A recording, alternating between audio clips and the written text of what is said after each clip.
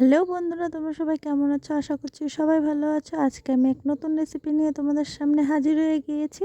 তাহলে চলো রেসিপিটা কীভাবে বানাই তোমাদের সকলের সাথে শেয়ার করছি। এখানে আমি শুকনা মরিচ এবং রসুন সোমবারে দিয়ে দিচ্ছি। দিয়ে দেওয়ার পর সুন্দরভাবে সেটাকে ভেজে নেব। রসুনটাকে লাল লাল ভেজে নেওয়ার পর আমি তাতে দিয়ে দেব শাকগুলো। রসুনটা প্রায় ভাজা হয়ে গেছে লাল লাল করে।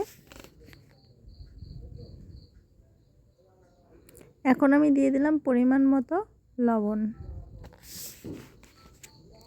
হলুদ দিয়ে আবার একটু ভাজা ভাজা করে নেব। এখন আমি ঢেমসি শাকগুলো দিয়ে দেব।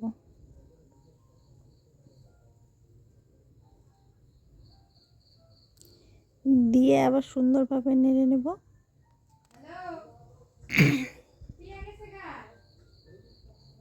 এপাশ ওপাশ করে নেড়ে নিলাম সুন্দরভাবে। নেড়ে নেওয়ার পর আমি আর কিছুটা শাক থাকবে, সেই শাকগুলোকেও দিয়ে দেব। দেখতেই পাচ্ছ এপাশ ওপাশ করে আমি ভেজে নিলাম। শাকগুলো একদম মজে গিয়েছে।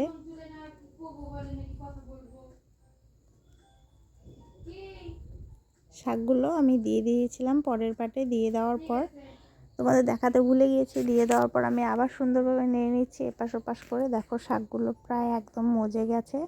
মজে যাওয়ার পর জল অনেকটা ছেড়ে দিয়েছে,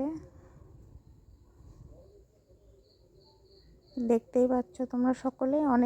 অনেকটা জল ছেড়ে দিয়েছে।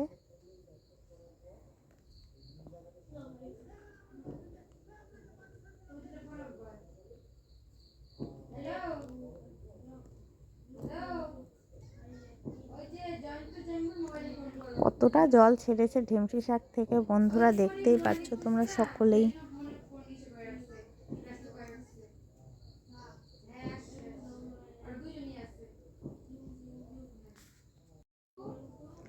আমি হালকা হাতে আবার নেড়ে নেব সুন্দর করে। দেখো শাকগুলোকে, জলটা প্রায় শুকিয়ে গেছে।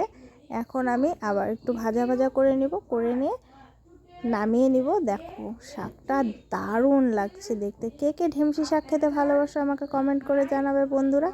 আশা করছি তোমরা সকলেই এই শাকটাকে ভালোবাসো। যারা যারা এই শাকটাকে খেতে ভালোবাসো আমাকে কমেন্টে অবশ্যই জানাবে। ভিডিওটি ভালো লাগলে লাইক, কমেন্ট, শেয়ার এবং সাবস্ক্রাইব অবশ্যই করে দিও বন্ধুরা।